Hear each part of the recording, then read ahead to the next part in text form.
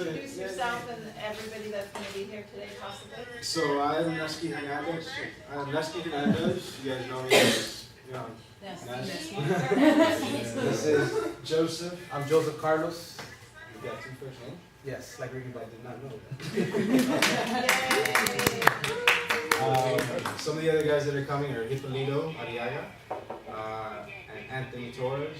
Those are two of the guys that went with us to Standing Rock, North Dakota, and hopefully Maurilio if he passes by, picks up or whatever. But we went to North Dakota for Standing Rock. If you guys don't know what that is or what's going on over there, it has to do with the environment. Plain and simple. It has to do with the continuation of fossil fuels where it's unnecessary. Continuing the genocide, well not necessarily genocide right now, but the pushback of Native American people. That's been going on for over 500 years. The pollution of our waters, of our lands, the destruction of our lands. So 4,500, well, there was about 4,500 to 5,000 veterans that checked in within the first day and a half. We were amongst them, They were expecting 2,000 organized, but a lot of people saw it on social media and decided to come on their own. A lot of vets all over the country. And next thing we knew, we grew to 4,500. And those were people that actually put their names on paper saying that they were here. That's not including, hey, everyone else. I was like, oh, no, I'm not doing that, Right, I'm gonna give my kids some background because they probably don't know. So North Dakota, the oil companies are trying to build a big pipeline to get gas from Canada down to the Gulf of Mexico. And they wanted to build it through Bismarck, a big city in North Dakota. But all the people rallied against it because they didn't want the pipeline going through their city and polluting their water. So the government tried to reroute it. 90% populated by white. 90% white people voted and said they didn't want the pipeline through their city to pollute their water. And so they tried to put it through Native American lands, through sovereign tribal territory. Sacred lands, Sacred tribal lands. Like there's burial grounds. Because the oil companies thought that those people couldn't stand up and fight for themselves. So they've been out there for They've about been out 6 protesting months. for 6 months and nobody's been paying attention to them in the government, and they've been hiring private contractors and using dogs and shooting them with water guns and rubber So bullets. water cannons, there's people out there sub-freezing, under 32 degrees. Like, if you get shot with water, that water's gonna start freezing soon. And they're doing this with water cannons and whatnot in 20-degree weather. Like seriously, it's messed up stuff. There's a girl that lost her eye when she got hit in the face with a gas canister. People have been finding out right now 2 months In ago. the name of our government. 2 months ago actually, because it has not been covered through the mainstream media. So people are finding out through Facebook, which is the biggest tool there is out there to find out about these things. That's how I found out, because the media wasn't covering it. Real quick, what you see here is actually should not have been recorded. I got like a lot of this recording, which is pretty cool, and I'm not supposed to have gotten it. We weren't supposed to record the sacred fires or any ceremonies or any prayer circles or anything like that. At the end of the clip, you actually see the lady come up to me, hey, security wants to make sure that you're not recording. But you can actually hear him saying over the loudspeaker, it was 500 years of occupation and we're going nowhere. And it's true, like they're still there. The day after we get there, they pull the permit. The day after 4,500 veterans or more get there, they pull the permit. And that night, you can still hear them drilling. You can still see the lights on. You know that they're still going at it. But then you see this massive camp, which you'll see more pictures. Like, you have to look a little bit in a couple of videos too. This massive sized community. It's not even a camp anymore, it's a real community. Like there's people building infrastructure there. They're not going anywhere. That's gonna turn into another town. What bullshit, like, it really is. It is already another town. Yeah, talking to people there, they've been there they quit their jobs, they quit their whole life to be there, and they're motivated, more motivated than ever. Lost their homes, their families, their cars, their jobs, whatever it is that they had to do, they dropped it and they moved there. They're living there. That's gonna be a time, yeah. So this is on top of Facebook Hill. You can't really hear it, but it's a little interview. This is Hippolito. He's actually coming. He's one of the guys coming. But after part of the little clip, you can see behind the hill, and you can see how large the real expanse of this frickin' camp. I just don't want to touch it because it's gonna mess with the slideshow. So I mean, a little personal experience of myself is a lot of the Caribbean islands have Native Americans in them, and they were actually one of the first ones to be almost wiped out, completely annihilated, and those were Taino Indians, Taino natives. Hip actually told me about this conversation that he had with one of the chiefs that were there at Eagle View. Eagle View was another town, another part of, this whole destination. And he can tell a story better, but he goes, oh, his brother has the same name as Hip does, Hipólito, that's his name. So he goes, my brother's the only one that I've ever heard with that name, and we're Taino, and the Tainos are still around, and that they actually have a tribe.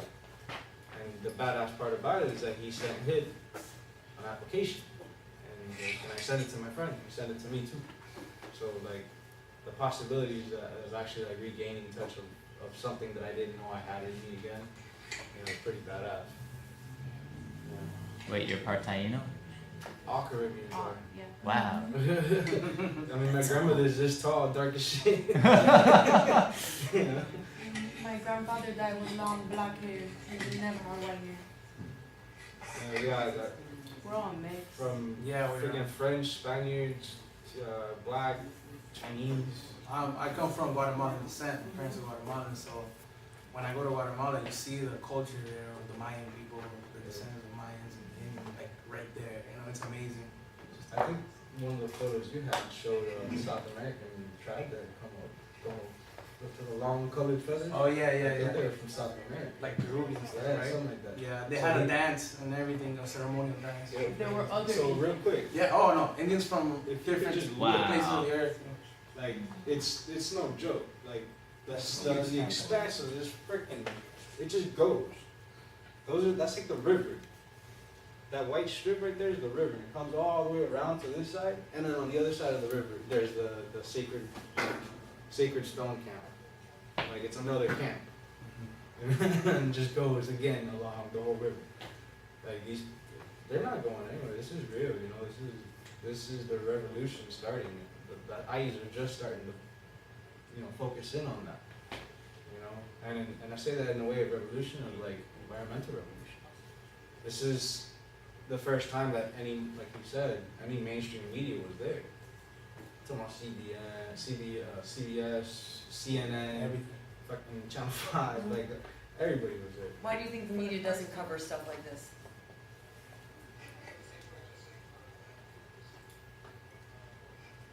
Why do you think why do you think you guys never heard anything about this? There's thousands of people protesting the government, standing up in our own government, shooting our own citizens with water cannons. Why do you think you guys never heard anything about it?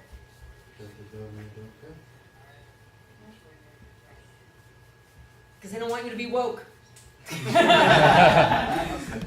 That's the basics These of it. people don't They don't want you to know what's really happening out there. This is Right? the- What happens if all those people got together with the Black Lives Matters and all the people who were oppressed got together? This is the first time since Right? what was it? That the military got together. Since Wounded Knee. This is the first time since Wounded Knee that so many veterans got together. It's the second biggest. That so many veterans came together in order to stand for something else other than war, or something that they're in. It was special. We, and I say we because we were there, but these veterans, and there was an estimated 12,000 veterans that went. That was some of the numbers that we were getting. These veterans organized all this, as messy as it is, within a week, within 2 weeks, raised $1.5 million almost, within a week or 2 weeks. Imagine how many more people can come together. My question is, before you got there, what were you expecting to do or be, and what actually happened when you got there? Well, in my case, I feel like what we wanted to happen happened. But like he said, they continued drilling, and the whole trip was for us to show our force with the natives Yeah. and to show that we stand behind them. And it doesn't look good if veterans are getting shot with water cannons and Yeah. shot with rubber bullets, Right. especially that the military is held high regards. So I feel like we got what we wanted out of it. As the truth is, they're gonna continue drilling. They're gonna try to finish what they started, of course. But I feel like I got what I wanted from it, Okay. which was to get it out there. And most people are now finding out about it. Like they're finding out about it now, and solidarity. That's pretty much what I wanted from it. And I feel like I got what I wanted from it. People got their personal, Yeah. you know, and the general consensus was that to show that we were supporting them. Yeah. And it wasn't really about us, but we used our pool to show that we stand with you. This is not right. This is injustice. And We just learned that as veterans, we can do just about anything we really want to do. Nice. If we come together, we can move mountains. Black Lives Matter, any social movement that and we're affects the planning more environment. stuff now. Yeah. Like there's Oh, more more to come. pockets of, Yeah. of things going on, like the Sabal pipeline, Sable pipeline. Right backyard. Right here in North Florida. You're in North Florida, they're doing the same thing in North Florida. It's called, there's already a camp there called the Sacred Water Camp. That's some of our next stop. Yeah, we're already organizing, and people are more motivated than ever. Leaders came out of this because I feel a lot of it was like you said, it was put together in 2 weeks. Yeah. It was sloppy. It was kind of messy. It was messy, but nobody got left. To be honest with you, everybody made it home, and it was so many people. It was expected to be a messy. Overwhelming. You're really Yeah, it was. But I feel like people grew out of it. Like people became more motivated out of it, and leaders came out of it because our people in charge, the RTLs and stuff, were people actually who volunteered. There was no vetting process like, oh, you're going to see if you apply the skills. No, people volunteered. No, I want to be a leader and organize This this. was strictly volunteers. It's And- like people are just, hey, yeah, exactly. I can do this. All right. Everybody set their skill set together, and it was amazing how it worked out. Because despite lack of communication or this didn't come out the way it wanted, that community there was amazing. We all banded together as veterans. Oh, you know how to do this? Oh, boom, we'll get this done. We made it happen. And that was incredible to see. As far as the natives, they came together. They showed us so much love that they invited us to their camp and their food, the ceremonies, everything. To the veterans that pulled together, like any camp, anywhere you wanted. You're cold, you go to any camp. Come here, come in. You got food, you got this, you need that. It was so much love in the community. Yeah, that sense of community was real. Like there was no question about it, whatsoever. It was a real, legit, hey, come in, like hug. A real community. It was really cool. We were talking a blizzard here. But they're still gonna drill and they're still gonna do They were it. still drilling that night. That very same night, they were still drilling. People were celebrating, but the celebration was It that was it a had step. halted. Yeah. But the reality when we were there, people were there celebrating. They were like, oh, it's gonna. How convenient is it that 4,500 veterans come in the next day with Oh, a bunch of they're gonna freaking, stop. Yeah. media, and then the next day the permit gets pulled. But they're still doing They're still doing it. It's They just- $50,000 a day. They That's just can't nothing. have images of veterans being held down like I was telling you earlier. That's just looks really, really bad. Yeah, they don't see themselves, cops, freaking, just about any law enforcement, they don't see themselves within the black community. They don't see themselves within the natives community, especially the native community. The natives are the silent. Like you don't hear anything about Native Americans at all. Across the board, you don't hear jack shit. Why? Because that's been going on for 500 years. Well, they've been That's been silent. So what was like one of the most profound experiences you had there?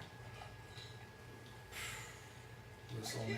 Yeah, it was all of it was kind of just awe-striking, like overwhelming. It really was. It was a real sense of community. It was a real sense of purpose. And we got our asses chewed the very first time that we kind of congregated, and they thought we wanted to instigate stuff. He wasn't an elder. He was just someone that had a voice, and he told everybody to turn around, look at the camp. There's women and children. We're not here to instigate. We're not here to harm anyone or bring harm. So pray. And that's what we did. So after he said that, there was one of the elders came. He was on ATV and he started singing. This is probably like the heaviest part of it. Like for me, like the most touching part is where he started. He tells us that they created this song after World War I or World War II, one of the two, that they sang for the warriors that had gone and came back. And this song was made in order to help them forget, move on, and continue on with their lives. And like, you start singing it, and that was, I mean, I'm getting like goosebumps and shit. Like that was awe striking. That hurt. That not hurt, but that touched. Yeah, because it's shit. For me, it was, I had several, being in Standing Rock, the blizzard and everything.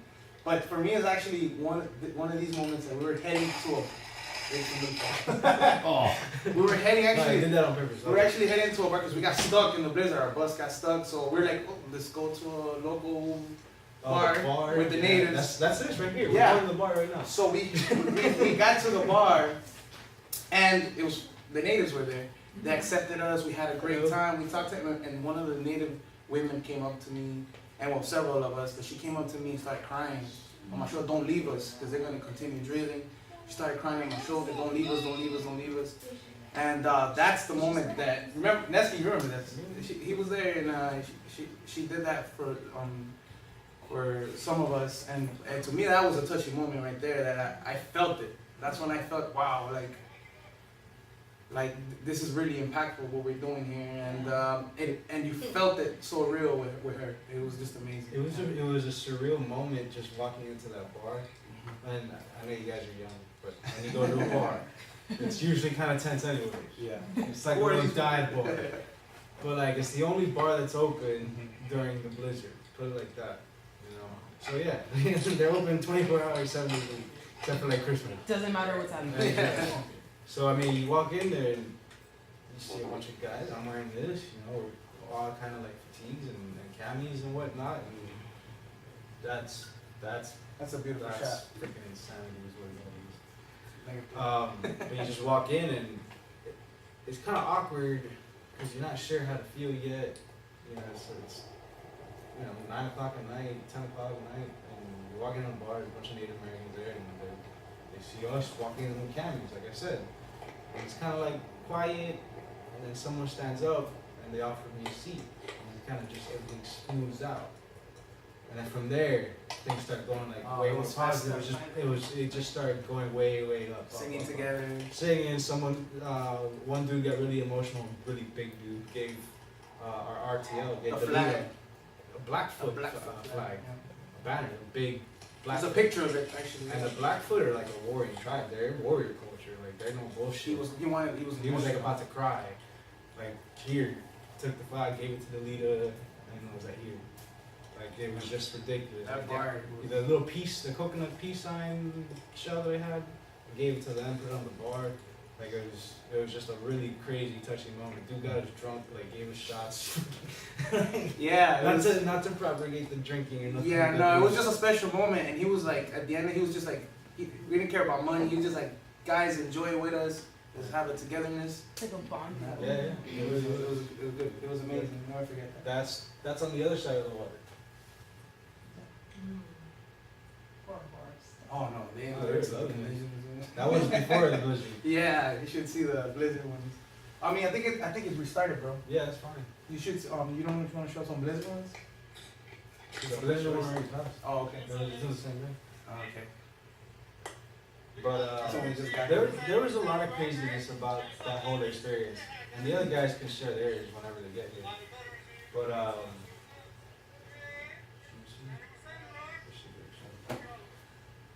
I think the craziest part about it was just that how the amount of people that showed up. It was immense. It really was a massive operation. It was. So do you know how they are now? Like, how are they doing now? Is there still a lot of people? Have people left? There's a lot of people that left as far as that left. There's gonna be vets that rotate through. That was the plan. Yeah, there's still a lot of like vets that are gonna be there self-deployed, which is fine. You know, that's a good thing. This is, like I said, the sacred fight. But At night, some of the elders will come out and tell stories, mhm. and and those were very, very, very cool scenes right there. You know, it was like a movie. People were gathered around, and the elders would tell stories about the goodness of people. It was positivity, always positivity. There was absolutely no violence, like non-violence. There were infiltrators there. That's another crazy thing. Like, to see how people actually come in and try to mess with shit. Like they go and cut generator cables. And, like supposedly one of the freaking fires that happened was because someone lit a tent on fire. We were in one of those tents that fell. And we managed to leave that day before. Right before. Yeah, right that night we were supposed to stay in that tent because they left a little, you guys left earlier, right? Yeah, well, yeah, we left with the first bus. Yeah, we left with the first bus. We were staying behind because our bus couldn't make it because we couldn't communicate because there was no signal there. So I had a good dialogue with the bus drivers. They were from Miami, they're Cuban, so they didn't speak English. So I'm like talking to them. I was like their translator. We became friends, and I always keep in touch with them. Like, oh, we're good. We need this, da. But at the end, towards the night, we were trying to figure out how to get to the casino where they were at because we had nowhere to stay because some of the places didn't have heaters. It's a blizzard. We're talking about negative 20. 40. It was negative 20. We got the wind chill. We got attached. 40. We got attached to some of our battle buddies. And we were just hunkered down there. It was a bunch of us. We had no room. There was actually pictures I sent them about. We trying to, our feet on our heaters because we were gonna get frostbite. It was insane. So I told Maurilio, he was supposed to come. I tell him, hey man, let's go. Let's get out of here. I need to move. My fingers are, let's go figure out, get some food somewhere or something. Because that's how you get food out there. You go to camps and people are cooking and that's how you figure it out. So we went out. And as we were coming back, we went to Sacred Camp, and as we were coming back, I see Cuba Nation, or Cuba Libre, or something like that. Cubanana or something. Cubanana on the bus. Yeah, for real. And I'm like, yo, that's our bus. So I started running to the bus, and I knocked, and it was them. And they said, hey, I came to pick you guys up. You hadn't called me. I was worried what's going on, because a lot of bus drivers at this point had left. They just left people out there. Wow. So our bus drivers, I'm so glad they were real cool with us and connected with us that they thought about it. It's like, look, it's kind of weird they haven't hit me up. Let's go check on them. They came for us. So we got our stuff on that bus and we left. We came to the casino. So that night we found out that the tent we were staying in had fallen over. There was a fire. It was crazy. Because those wind chills are really the bad. wind chill is no joke at all. I don't know, and they're just there, like nothing. They cut through your clothes. Yeah, You may know what's the calling. community is there, like nothing. I don't know what It's cold, but like nothing. Choppy wood, everything. So I want to see if I can build like a farm there, a hydroponic farm. I'll build it up. Yeah. Can you with the cold? Huh? Can you with the cold? I mean, Yeah, you do a dual or triple layer greenhouse. And okay, block so it the has wind. insulation. It's not really insulation, just block the wind. Right. And you can put like a small heater. And you can also do this with solar heating.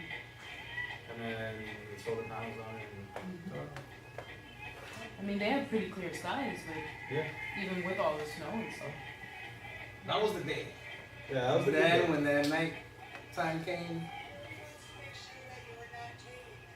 I don't think you can put this on Facebook. Huh? I don't think you can post this. You can put it in there.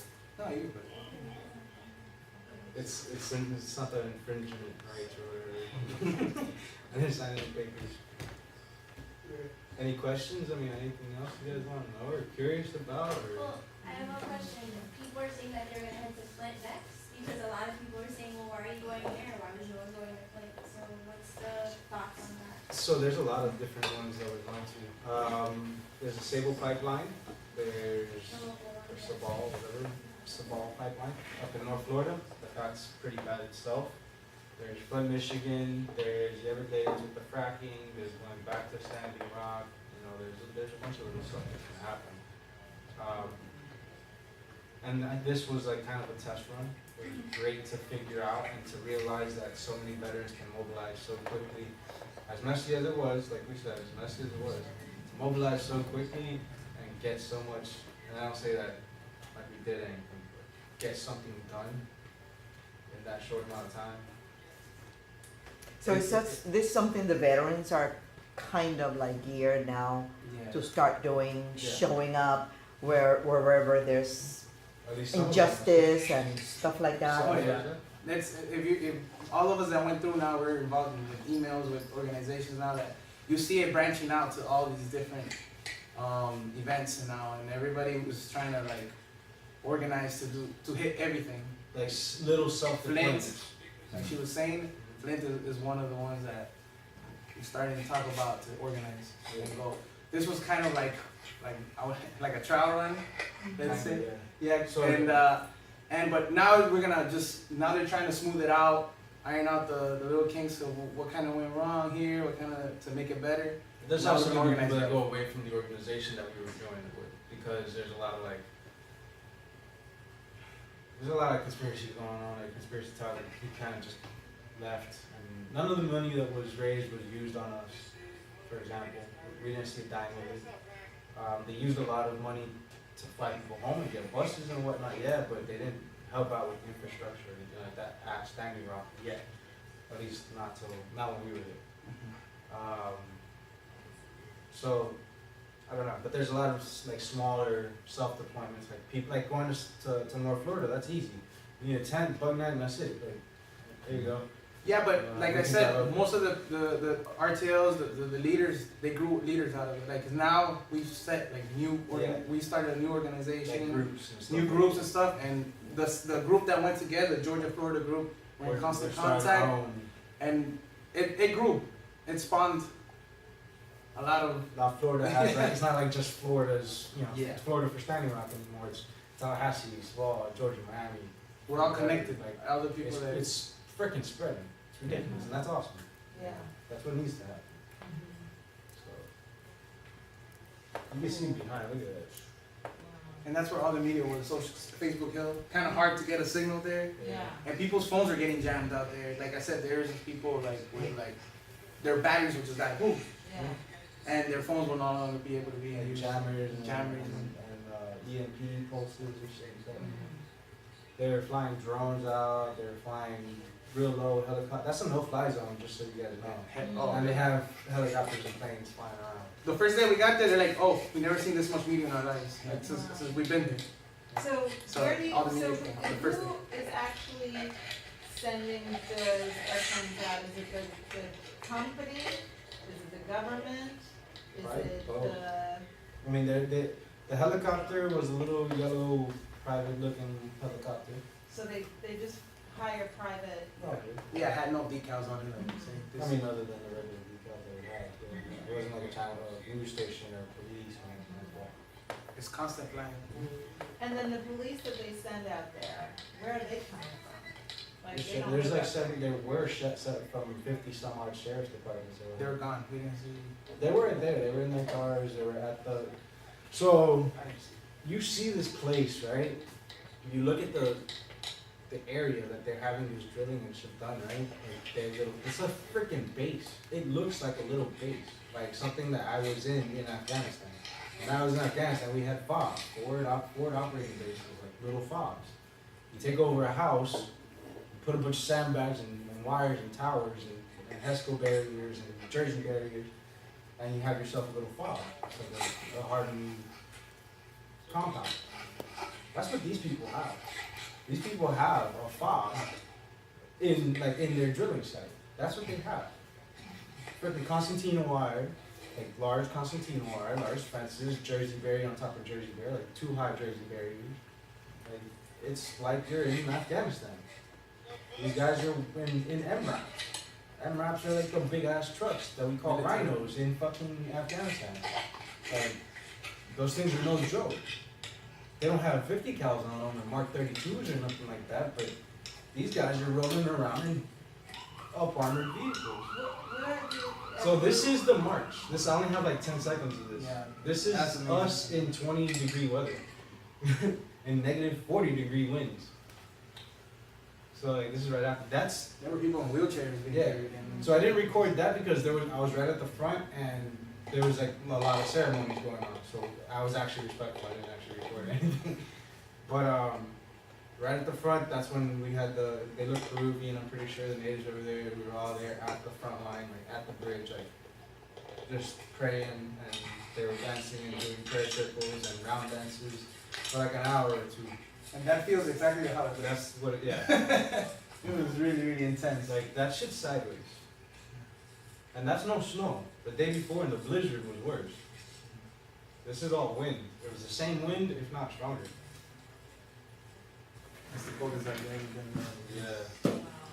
But that last clip though, the little group, not the little clip of the large group, that's like a big couple thousand. But that goes back. Yeah. It went back for maybe like a quarter mile, half mile, like on the road. There were horses among us. There was people on the side of the mountains, and it was pretty. There's video out there and pictures that you'll be like, wow, there's so many people. Yeah, there's better videos than that. And I wasn't gonna stick my hand up for that. So, it was really. I got the video of them coming in for the ceremony. I just didn't get it. I have that video. But yeah, it was awe-inspiring to say the least. It really was. Overall, I feel it was like a once in a lifetime opportunity for us to really come together for something like standing up was. It created a sense of service for veterans that lost that sense of purpose. Yeah. You know, it gave, for me especially, well, I've been regaining that sense of purpose with like the mission continued, for example, doing service projects. This was like reinvigorating the sense of oath, like the oath that I took. Yeah. Like actually doing something that I swore I was going to do, and that was defend people, defend, you know, my constitution, defend against all those enemies, foreign, domestic, blah, blah, blah. That shit. Like it made that actually feel good to do it for a real reason. And I know it did that for a lot of people. Yeah. Because I mean, as sloppy as it was, to be able to go there and hey, something actually, something moved, Yeah. something shifted in life right now. And you can ask anyone there that was there. Something just shifted. Yeah. You know? So going forward, what do you think is gonna be necessary going forward, and, is there some way that you think the center could be involved, or that you think, you know? I mean, the center's like, can be involved in any way, shape, or form. It's not one of the best places to do anything. I mean, not to create a militia or nothing, but getting organization, communication, those are big things that need to be worked on as far as organizing this type of thing for veterans. It goes on rapidly with this hurry up and wait game, like, and we hate that with a passion. Like, you guys want to talk about real hate, like passionate fucking loathing about something, it's hurry up and wait for veterans. Because you're told to go somewhere, be there at this time, this thing, this, all this information, you're there, and then you're waiting, and no. Like, we hate that. So, communication, organization, like we said, like you mentioned, where there are pockets going on, there are things that are happening in order to move forward. There's also civil disobedience that's also going to start happening. Like, this is real time for real indirect and direct action. Like, as they're praying for peace and doing their drum circles, there are things that happen. You know, there are people that go up to the fence. There are people that tie themselves to the traffic. There are the people that go and rip down Constantine wire. You know, there are people that do this. Sanctioned. They're doing it because it's what's necessary. It's not just praying. It's not just being peaceful. It's non-violence. Yeah. You're not hurting anybody, but you're gonna do something. Something has to be done. And I'm not trying to preach, you know, oh, revolution, let's go. No, I'm all about it. But that's not what I'm here for. I'm here for change. I'm here to do something. But, you know, just like a phoenix, the only way to rise above is to be flames. That's what's gonna end up happening. I've said it, I kind of not live by it, but I really do hear the quote when it's, you know, when you make peaceful protest inevitable, make a violent revolution. Sorry, make peaceful protest impossible. You make violent revolution inevitable. That's what ends up happening. You know, if a person isn't allowed to come out here, their hands in the air, you know, saying what the hell you doing, get off my land, stop trying to dig in the water. Water is life. You know, we need to go.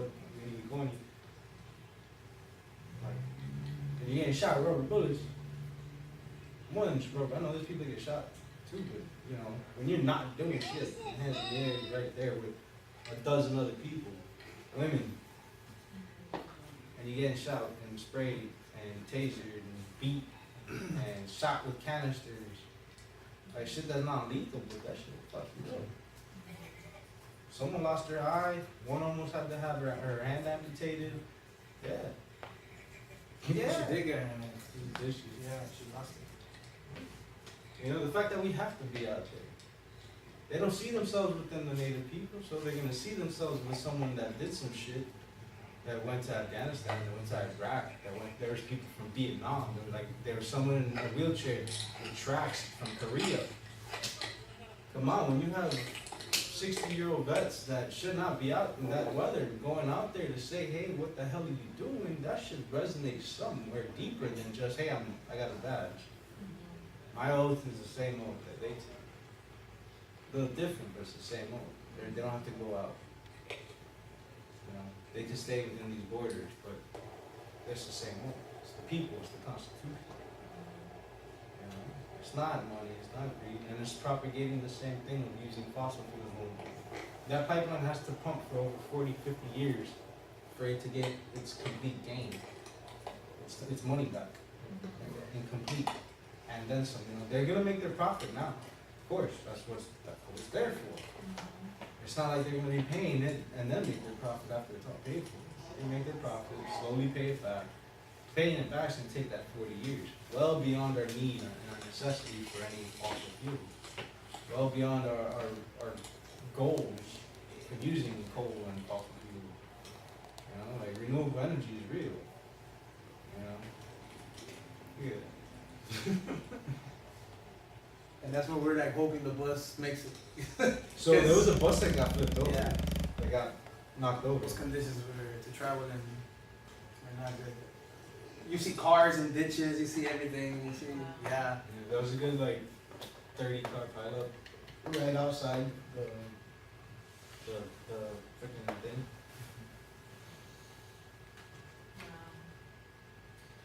So I apologize if these guys didn't come through. I mean, they said they were. They probably come late. But We'll make yeah. them coffee later when they come. For sure. Does anybody else have any questions? Real quick, was your question more towards, was there anything else that we're doing, or did you want to know like our opinions on what we think on Flint? Well, I think it was like, I mean, there was a lot of rumbling in the public about like, oh, why they go there, you know, what about Flint?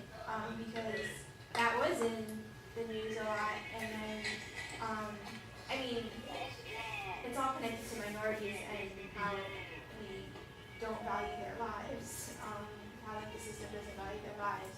So yeah, or like what were like the veterans thought on that kind of like flashback in a way?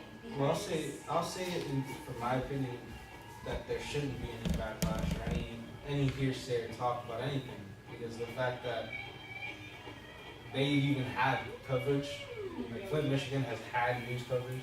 They've had media out there going, hey, look, we got water. They have real people sitting there and doing their thing in Congress, and it's being heard.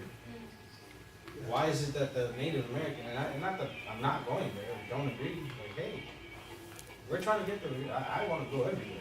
I want to go to Standing Rock, Sacred Waters. I want to go to Flint. I want to go everywhere.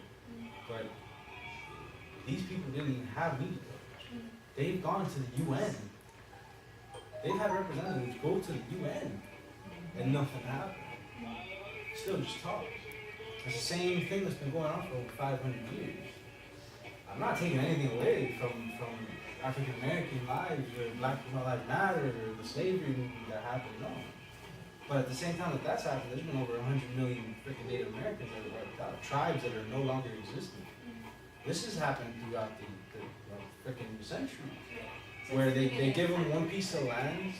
Hey, a few years later, that treaty doesn't really fucking matter because the same government isn't gonna listen to it. They're gonna move them somewhere else. That's what happened. They went from the West Coast having these large territories to Alabama and Tennessee or whatever, and Georgia, and these states. They go from like giant territories to a couple states, and now okay, well, Georgia and Alabama ain't so bad. Let's bring them in and give them reservations all throughout here.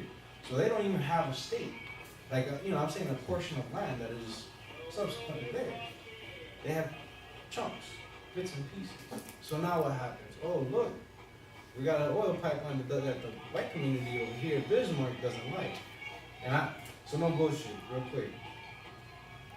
We get stuck there in Bismarck. We go to the hotel, right? So his name is a guy named John. The clerk is cute, flirting a little bit. Whatever.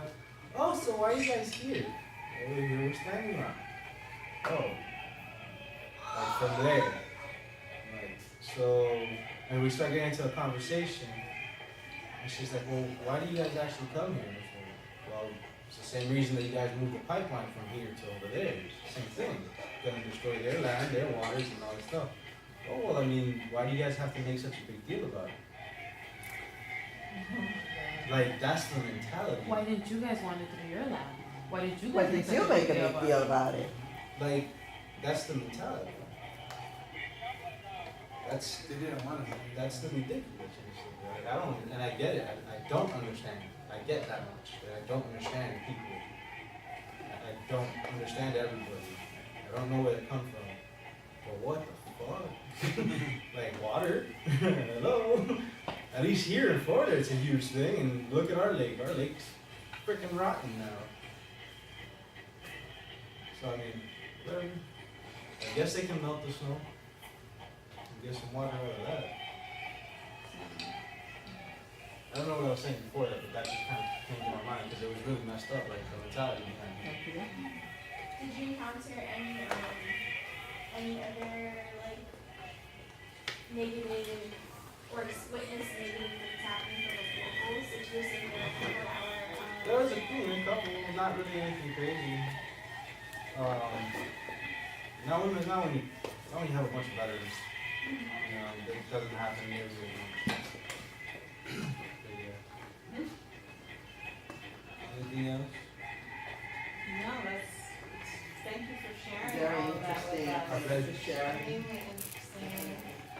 And, just keep us informed, like how, Yeah, I mean, a lot of it's funding, a lot of it is like, equipment and stuff like that. yeah, Like, things that are just paid for type of thing. Right. Like, you have that, for something like Standing Rock, mhm, infrastructure.